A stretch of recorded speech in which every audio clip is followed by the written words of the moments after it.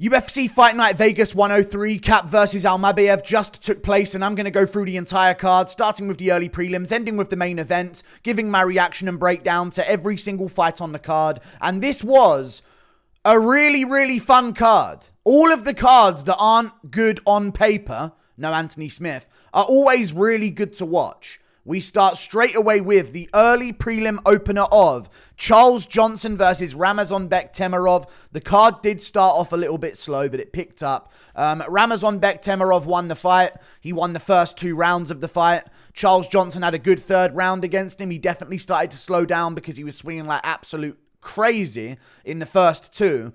Round 1, he was catching Johnson with some big shots. He was catching his leg and hitting him, and then Johnson would go down. Not real knockdowns, not really like concussing him or really badly hurting him in any moments, but he was having really good visual moments, landing the better shots on Charles Johnson, and obviously doing a lot of like knocking him backwards. And Charles Johnson was just off balance for a ton of the first round. He ended up falling over for quite a bit of the round after some of the shots were landing. He was off balance, getting caught, going for a kick, trying to find his range. Couldn't do it early. Round 2, he started to do a little bit better, but again, it came down to just the visuals of it.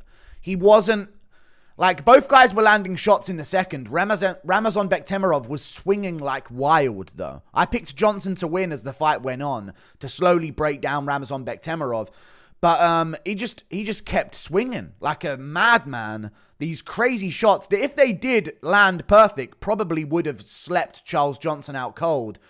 But then he was just like, he would land a shot and Johnson would stumble back into the cage, or they would kind of look like they clashed in the middle and Johnson would fall down and then pop back up. It was just not good visuals in the second round either, but very, very good performance early on in the fight from Ramazan Temirov. And then round 3, Johnson kind of did his thing, but it was a little bit too late. He just kind of picked up what he needed to do, just a tad too late into the fight. If we had an extra minute earlier of that from when he actually started implementing it, maybe there would have been a better, maybe he probably would have won the decision. But Ramazan Temirov started fast, swung like crazy, and ended up pulling off the win by decision in his debut against, well, not his debut, his second fight in the UFC flyweight division against Charles Johnson, who's beaten a ton of flyweights on the roster. So very good win from Ramazan Temirov. We move on. Andrea Lee versus JJ Aldrich. They fought each other, and Andrea Lee lost the fight. She had a submission attempt, and we move on. Up the card, Danny Silva versus Lucas Almeida. I went with Danny Silva by decision. He ended up winning this fight by decision, 29-28. It was a very close fight, though. Round 1 and 3 were very competitive. I gave the edge to Danny Silva in the first and second round. Round 3 was Lucas Almeida's round. In the second round, I thought, oh my God, this is going to look like it's going to start snowballing in favor of Danny Silva as this fight goes on. But Lucas Almeida stood his base in the third round and actually had a good account for himself. But he's probably going to be cut from the UFC after this one. Not the most eventful fight again. We get to those later in the card. But Danny Silva just, he again scrapes by a very competitive decision. He's good. He's talented. He has good defense and head movement. And he can take a shot very well. He just doesn't seem to have that talent that makes him stand out above this level of competition in the featherweight division. So I don't think he's going to go on to be anything that great, but he will probably be like another Andre Fili of the division moving forward. You know what I mean? He's going to be one of those guys that just sort of stays in the UFC, outside the rankings in that 15 to 25 area. But, he did look okay in moments. I just thought, he keeps making it a bit too close for my liking to ever consider him some kind of prospect. So, good win, but not the most impressive. We move on. Ricardo Ramos versus Chepe Mariscal. Now, this one was a very fun fight. Chepe Mariscal's breaking featherweights. He needs a ranked opponent next. Ricardo Ramos should not have been in the cage with him.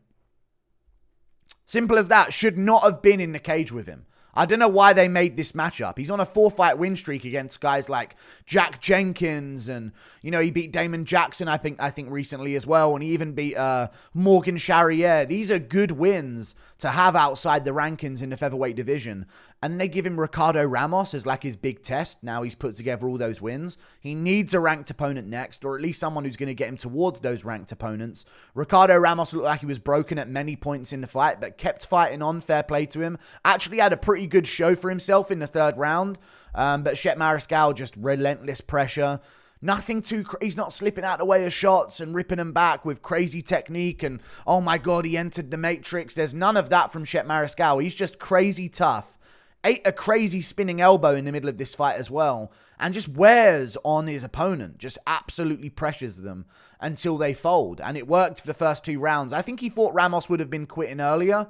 But Ramos ended up having a little bit of like a shift of momentum at the end because Mariscal had put so much effort into trying to break him. But good win from Chepe Mariscal. It's about time he gets a big name in the featherweight division. We move on. Up the card. Austen Lane versus Mario Pinto. This was a crazy fight. Austen Lane actually looked pretty good early in this fight. He dropped Mario Pinto in the first round.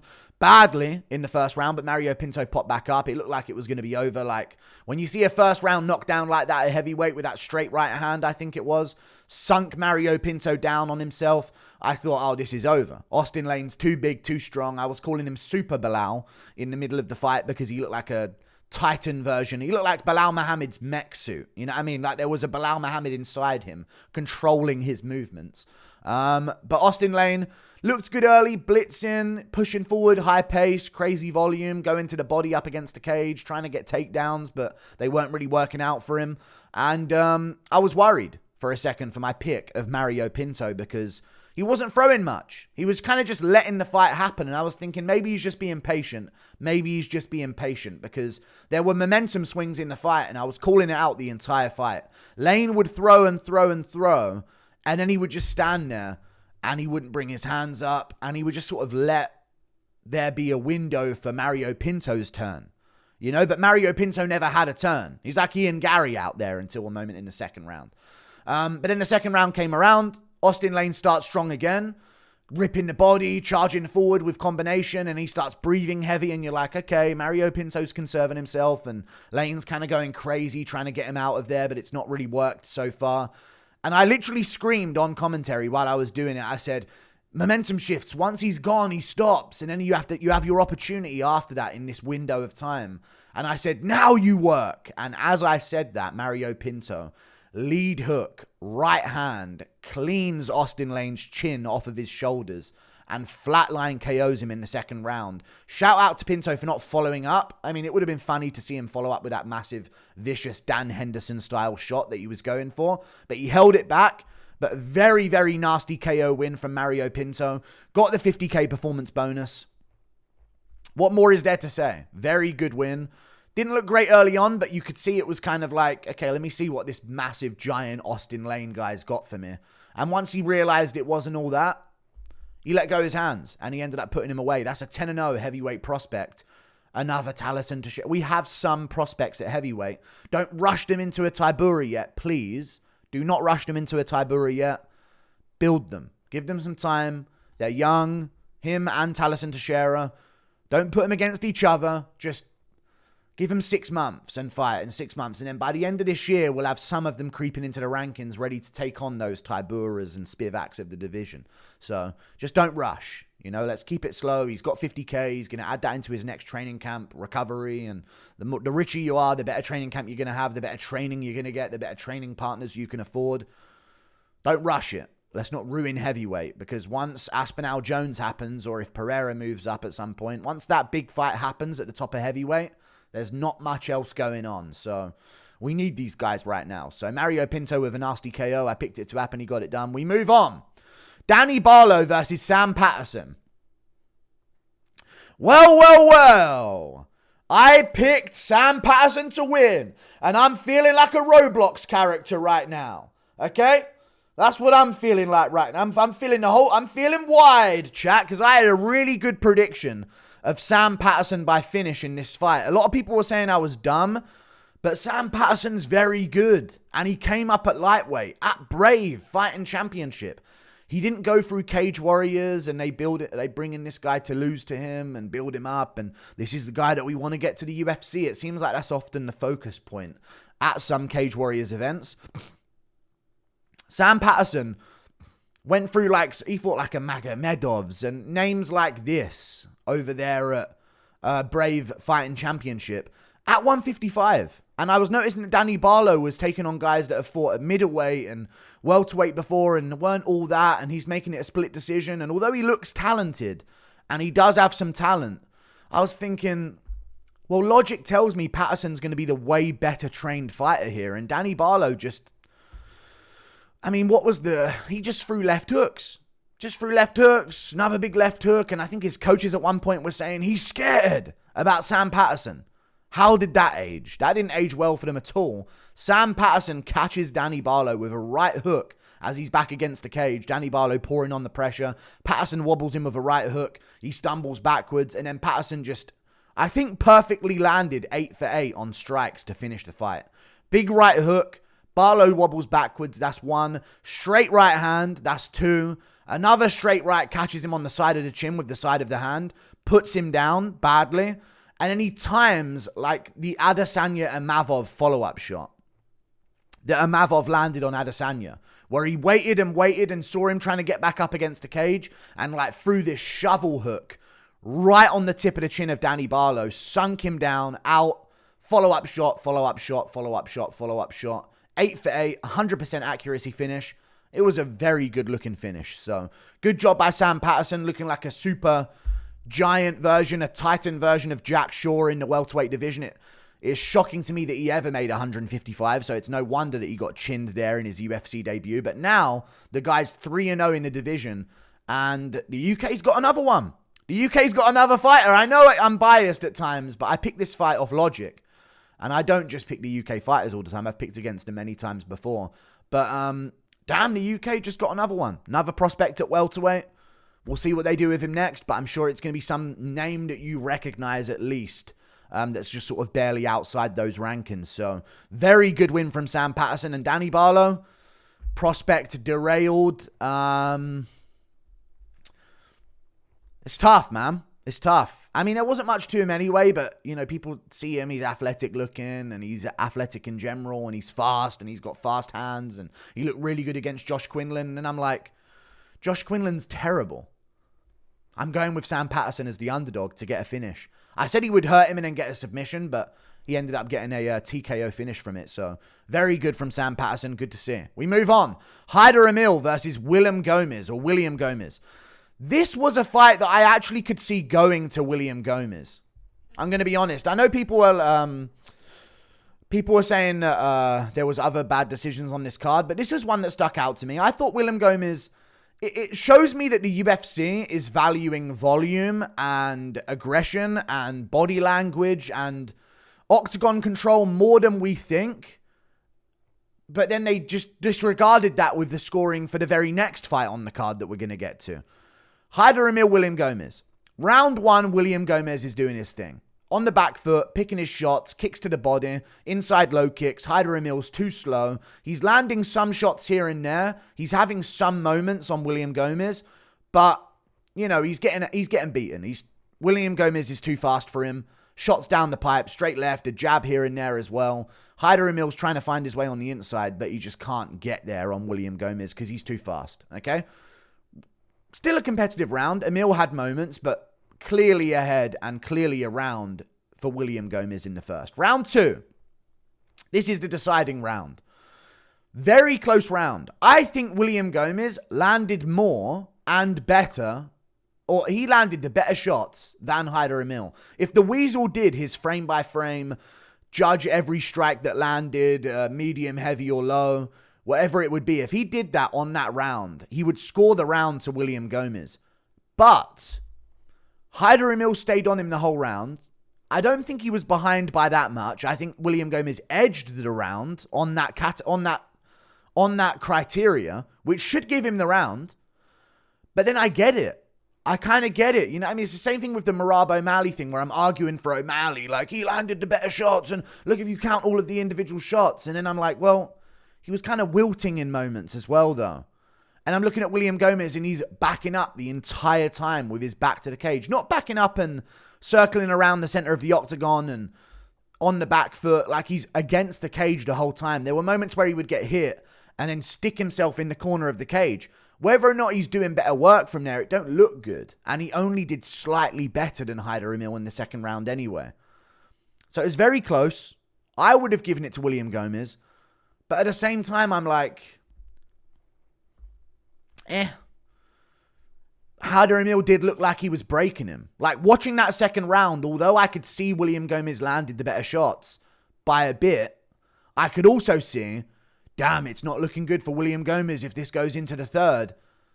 And at the end of the second, I was like, oh, he looks like he's slowing down a bit. It looks like Hyder Amil's starting to get to him. So I feel like the judges took into consideration the feeling of what was happening in the second round. It felt like there was a tide shifting in the middle of the round, but it should just be scored on the criteria because that's how William Gomis versus Joanderson Brito was scored, which gave William Gomis the win on basically the exact same situation where he's backing up and he's against the cage and Brito's the one pressuring. And although he's landing the better shots, Brito's got that momentum. And so I can't defend the judging because if I defend it and I'm saying, well, that makes sense because of this, they don't use it for a next fight that comes up, you know?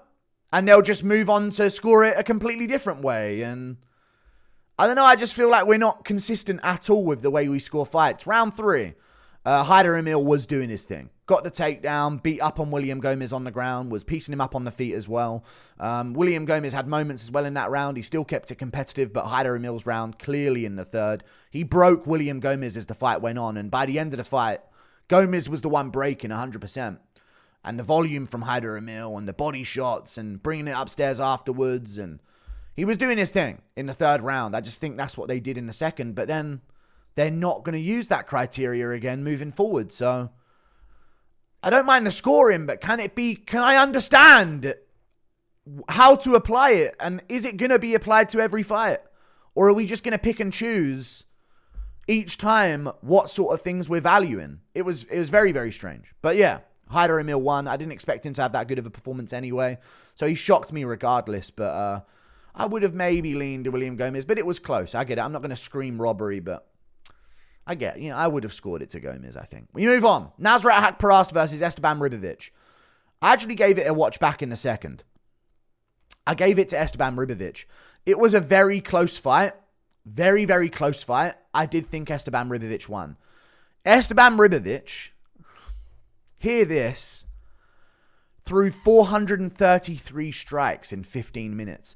This was an insanely active fight. Very, very fun to watch. Round 1, Nasrat Haqparast edged around. He landed the better shots on Esteban Ribovics. Ribovics landed a few here and there, but he didn't invest in the low kicks nearly enough. I think if he would have done that a little bit sooner in the fight, this would have been a much easier contest. Like, if you're going to lose the first round, Esteban, which is, unless you fight Terence McKinney, who's like an easy win. If you're going to lose the first round, do it with the investment. Because you're going to give away that first round. You're not the fastest of starter. You need to build momentum. You're like a snowball of a fighter. So I feel like he should have invested more early in the low kicks. Maybe that would have made the second and third a lot easier for him. A little bit of a miscalculation from him there. Nasrat did look good though. He looked good with the punches, very fast hands, finding the angles for that left. He looked good. I just think in round 2, a lot of the shots that looked like they were landing for him through the guard that I was calling out when I was watching it live actually fell short, or they like landed on his neck or his chest area. But he was throwing a lot, and you could hear noises of them sort of clattering through the guard of Esteban Ribovics. I just gave Esteban the second round and the third round. I thought but barely. Very, very close second. A lot of people are saying this was like terrible robbery, and I'm like, well, watching it live, you got to make it clearer. As sad as that is, you have to make it clearer. You don't just get the benefit of the doubt, well, that was close, I'll get given it because I did a little bit more. You can't just be doing a little bit more and consistently getting decisions. Unless you're Nasrat, in which case you can consistently get decisions by doing a little bit less. That's 2 in a row now for Nasrat, in my opinion. But anyway, we ruined a great prospect in Ribovics here with the decision. I wish they would have given it to him. But it was close. I'm not going to say here and like, Esteban looks so good. He schooled him. He got robbed. It was very close. Very, very close. The third round, he was beating the shit out of Nasrat. Nasrat was like panic shooting takedowns on him because he kneed Nasrat in the face in the third and shattered his eye. I wouldn't be surprised if Nasrat has a busted orbital backstage at the event right now. So, very good performance. Sick fight. I think it got Fight of the Night bonus, so they both got paid, which is good for both of them. I'm just sad that Esteban didn't get a decision because he had some hype, and I don't care about Nasrat, which is sad, but I just don't care. Seen him lose to so many. I know he robbed Jared Gordon. I just know he isn't elite level. Whereas with this win, I could see Esteban going on to become somewhat top level. I mean, imagine Esteban in a 5-rounder. You know, that's when you start considering if someone can be a prospect or not. It's not just, well, he only just barely beat this guy. It's like, does this guy have the ability to go 5 rounds? I don't think Nasrat does. He slows down in the later rounds. And for Esteban Ribovics, the dude threw 433 strikes in 15 minutes and was picking it up in the third. Wobbled Nasrat with a head kick at the end of the third. Not just kneed him in the face and busted up his eye. Landed a head kick, and then Nasrat was wobbling at the end of the third round as the bell sounded, and Esteban sort of mocked him for wobbling in the center of the cage at the end of it once the bell sounded, because it was on the bell when he landed a head kick on him. But yeah, great chins from both. Both guys landed great shots on each other. Nasrat had a hell of a chin this fight. I don't know what Dober's fists are made of, but I mean, it must be different stuff. I just thought Esteban won the second and third. Barely in the second, though. I'm not going to scream robbery. He should have done a little bit more. But come on, refs, man. Give it to the prospects. What's this? I feel like there's like a... Well, we don't want to be... You know, we don't want to mess... I don't know. Like, if you're going to be biased and wrong, do it for the sake of the damn fucking sport. You know? Don't be, like, wrong. It always feels like...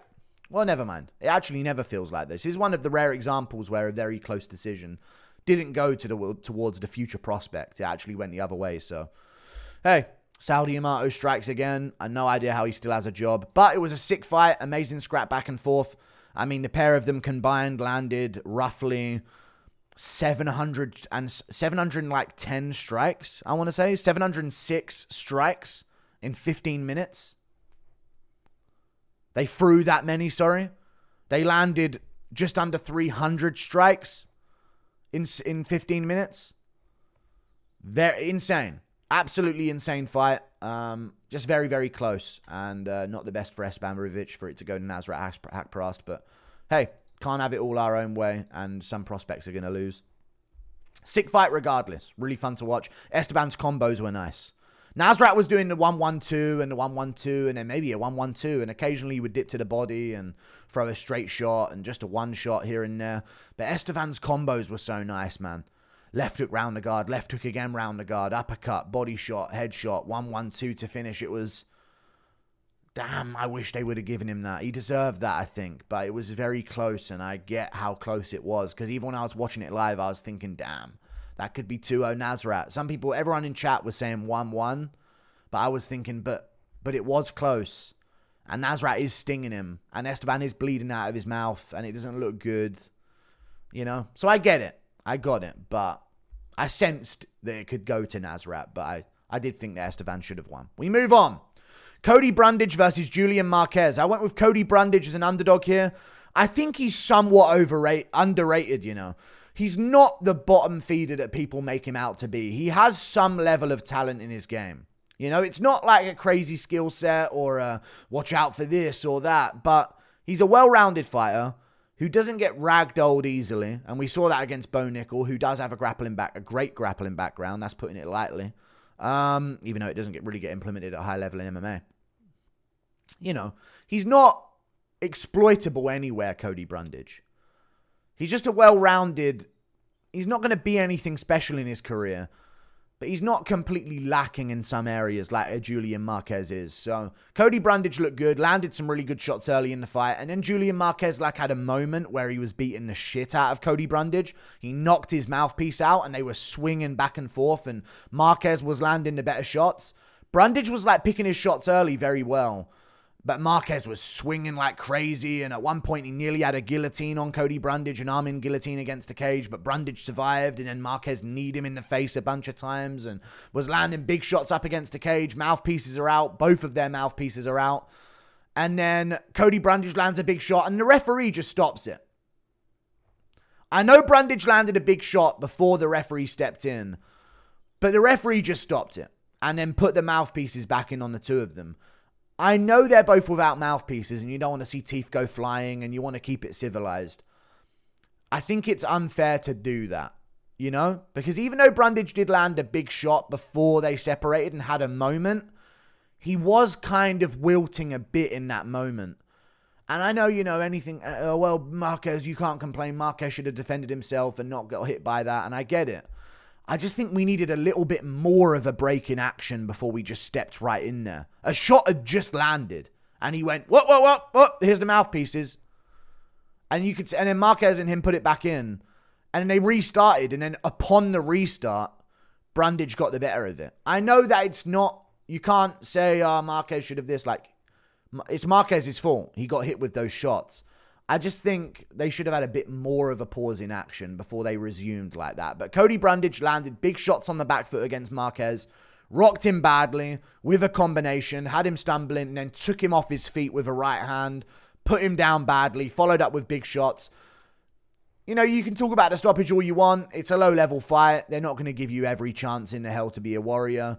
Well, they don't. Well, I mean, I say that. They don't really do that for championship fights either, do they? Especially not with Mark Goddard around. But, you know, they're not going to give you every chance to die on your shield when you're 9-6, Julian Marquez, on the very bottom level of the middleweight division. So you can't put yourself in that much danger. Brundage finishes the job, gets a win, has a bit of a meltdown as well because, of course, he's been trashed for years about how bad he is. And Abdulrazak Al-Hassan illegally elbowed him in the back of the head over and over and over again in their fight. And then for some reason, everyone said, what a bitch Brundage is. You know? Like that fight, Brundage shot in and Abdulrazak Al-Hassan just over and over and over again destroyed the back of his head. Jacob Malkoun hit him in the back of the head after beating up on him, and then he sort of milked that one. So that wasn't the best.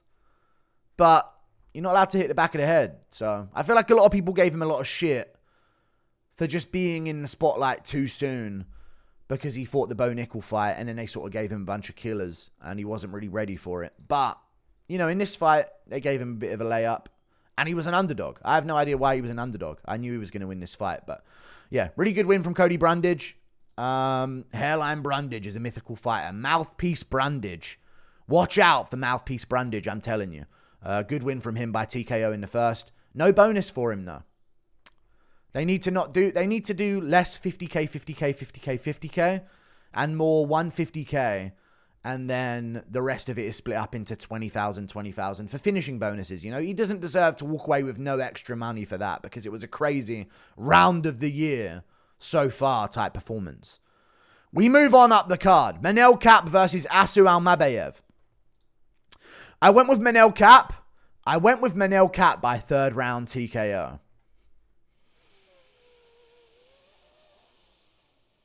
I'm back to doing good with picks again. And let me tell you this, prize picks. I know, listen, I'm sorry. You know what I mean? I'm going to have to start getting some wrong.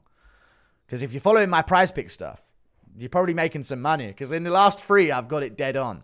But that wasn't about the Manel Kape fight. Manel Kape wins the fight. He looked great. It's ruined by the fact that he eye-poked Asu Almabayev twice that I know of. There might have been a third. I think he eye-poked him twice. I will say this, though.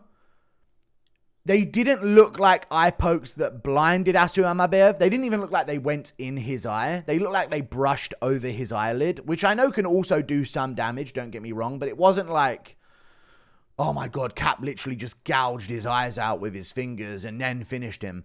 It was more like Asu Almabayev was like, I felt something touch my eye then. This was an eye poke, ref, and then he just started running away.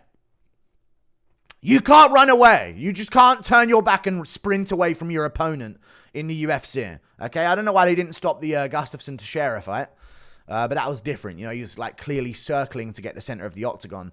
In the third round, Asu Almabayev was legitimately sprinting full pelt straight. Like if he could have gone through the cage, he would have. You know what I mean? The curve was like maintaining him in the octagon. He was like when you're a kid in like a pool and you're trying to start a little tidal wave. He was like running around the outside of the octagon, just sprinting. You know what I mean? Or a whirlpool, whatever it is, not a tidal wave. Oh, I'm going to get fat jokes for that. No one knows about that, dude. Typical fat guy trying to relate to people when you make tidal waves in a pool. I didn't mean that. I'm not... Obviously, I didn't make tidal waves, okay? But I meant like the whirlpool thing when you're in a pool with your mates as a kid. You know what I mean? You're all sprinting around the outside. He was sprinting away from Almabayev, or from Manel Kape. The eye pokes were bad. I don't think they impacted the fight. They clearly had an impact. But I thought Manel Kape looked phenomenal regardless of the eye pokes. Like, he had a moment early where the glancing of the eye. But they were like fingers touching the eye of Almabayev that were curved in the shape of like a barely open left hook. Right? It wasn't outstretched, jolting his fingers in the eyes of Almabayev, which is probably why the referee didn't step in on any of them, because he sees a closed fist. But the fingers of the closed fist, and I think the thumb of one of them landed at one point as well, which is legal, by the way. But the other two were like the fingers of like a curved fist where he was trying to like lead hand right. You know what I mean? He was like leading with the left and then throw the right hand behind it. And the curved fingers just kind of brushed the eyelid of Almabayev. Never got a finger in the eye, though, from what I saw on the replays. He never got fingered by an MMA fighter, and he never found out what it would take. But either way, Manel Kape just, you know, it stinks up the performance a bit. So does the gyno. I'm going to be honest, man. I like Manel Kape. I'm a huge fan of Manel Kape, but the gyno does sort of sour it a bit as well. I think the gyno does sour it just a tad as well. I've noticed that, and then all of a sudden he's performing like an absolute madman. You know? That's something I notice a lot. The big, blatant gyno on him on the left side. So I'm not gonna talk about that whole thing, because the performance happened and we're gonna move on as a sport from it, and whatever happens moving forward, and we'll wait for that bridge once we cross it. But it's not a good look, is it? There's a few things that just weren't a good look, and but other than that, wicked performance from Manel. In terms of his skill level that he's showing right now, I'm just trying to keep it honest here. But in terms of the skill level that he's showing, the guy looks like a future champion in the flyweight division. And I'll tell you why. At flyweight, so often, we see these surging contenders. And oh my God, watch out for this guy. And I'll be like, the guy's won 3 29-28 close competitive decisions in a row. What are we watching out for? You know what I mean? And these guys will still go on to do well, but it's very rare at flyweight that someone consistently separates themselves from their opponent. You know? There's always close. It's always a scrap. There might be a finish now and again early in the fight, and then it's like, oh, someone got caught in a guillotine, or someone got knocked out. Kara-France caught him on the chin. But if it does go to, you know, second, third round territory, often it is a very competitive matchup. Manel Kape is very clearly ahead of Almabayev and then Bruno Silva in his last fight as well, who are good flyweight fighters. So he's turned something recently where he's just got this different level of confidence. The activity is there. I remember for a long time, Manel Kape couldn't get to a fight. There was like 5 fights of his that got cancelled, right? And he ended up getting the Marquez fight, and he broke his foot. And, you know, there was a lot going on where he just couldn't get fights, and there was no momentum, and there was no comfort. You know, by the time he stepped back in there, he hadn't been in there for a long time. Now we're seeing Manel Kape with activity. If he keeps this up, he will probably become the world champion of the flyweight division. Phenomenal takedown defense. Distance control is insane. I think he would beat Marquez in a rematch. Bring Marquez back in the UFC, because if Kape gets the belt and Marquez has a win over him, that's a bad look. You got to bring him back then. And I think that probably would warrant the UFC bringing him back straight into like a title elimination bout for a title shot against a Manel Kape. But watch back the first Pantoja fight between Manel Kape and Pantoja. Kape held his own. Very, very close competitive 29-28 decision where Kape won the third round. Pantoja won the first 2. Second round was very competitive, you know? Very, very... And he didn't get takedowns on Manel Kape. So it's like, this guy's got it. And if he can put the momentum together and keep up this streak of whatever he's doing recently, which is just phenomenal striking, it's going to be really good. And the story of the fight was Manel Kape stepping through. That's what it was. Straight left hand, stepping through with the straight left hand, and then following it with something.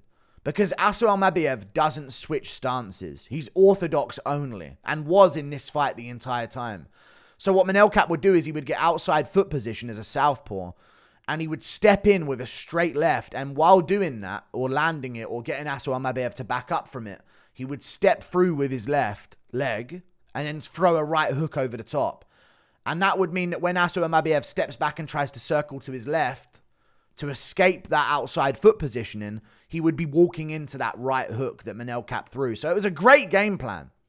And it annoys me that the eye pokes did happen, because outside of that, it was a very well carried out plan that he did very, very well. The straight left, and he would follow it up, and then he would cut off the cage so well, and he knew where Almabayev was going to go. Once he stepped in, Almabayev's going to circle this way, and I'll follow up with double right hooks and get the center again. I'm on him. You know what I mean? He would throw just to get Almabayev to run, and he would relocate his feet and catch him with a few shots as he's turning his back. There was a few times where I was like, holy shit, Almabayev's got a chin on him. He's getting hit with shots that he's running away from and not even seeing coming. And he's still taking them. So once the third round happened, he got glanced with an eye poke. Again, it didn't go in the eye. It brushed his eyelid that was closed at the time while he's wincing out the way of shots. And then Manel kept poured it on against the cage, ripped body shots, knees to the body, big shots over and over again. Looked like it could have been stopped. Then Almabayev just started sprinting away from Manel Kape. I think if they just stopped it there when he started to sprint away, people wouldn't have had a problem with the stoppage, because, you know, he'd already been beaten the first 2 rounds. He had moments, don't get me wrong. He landed a few kicks to the body throughout the fight, but he was being outdone by Manel Kape. But the problem was, when they stepped in, he immediately turned around and shot in for a takedown. So it wasn't the best of looks for a stoppage, but I understood why the referee did it, because you can't just run away. That's in the rules. You can't turn your back and sprint away from your opponent. That's cowardice. That's actually what it is, I think. Cowardice. That's showing timidity. You can't do that in a fight. You have to be facing your opponent. I think another fight had that happen to him. I want to say David Teymur, Charles Oliveira, if you watch back that fight. I don't know if it was them, but I'm going to find out now. It was one of the Teymur brothers. It happened earlier in the UFC. I'm going to find it right now. Who was it? David Teymur, maybe? Yeah, it was one of those fights. I think Oliveira ended up choking him out from that position, but there was another Teymur brother once who just turned their back, and the referee just went, okay, he's turned his back. We're calling this off. So it definitely is a rule. But, yeah, awkward, but very, very wicked performance from Manel Kape. He looks great. He looks phenomenal. He stuffed every takedown, and I don't think Almabayev was blinded by the eye pokes. I know we just had this conversation with Cejudo, and I'm going to say this. Cheating is legal in MMA. Nothing happens. Nothing happens. If you penalized cheating immediately with a point deduction, these guys would just keep their hands closed. They do it because they know they can get away with it. Like, they don't have to... Not that I'm saying Manel Kape intentionally eye poked him. It didn't look like that at all. He didn't joust his fingers in the eyes of his opponent. But he didn't care to not do it. And you need to make these guys fear eye poking. Like, if they need to know if their hands are going away from their face for any type of damage or any type of attack with their hands, that fist needs to be squeezed tight. And we need to instill that in these fighters because, again, it's legal now. And there's no penalty to cheating in the UFC. There just isn't, unfortunately. Great win from Manel Kape. I don't know what they're going to do with him next, but I'd say a title elimination bout is the bare minimum. I know they said Pantoja came on the ESPN post-show while Manel Kape was on there, so maybe they even just give him the title shot now, but we'll see what goes down. We can't leave this era of flyweight without Manel Kape Cara France. We have to see that. But, yeah, like and subscribe. See you later. Goodbye. I did really good on predictions. I didn't get Temirov.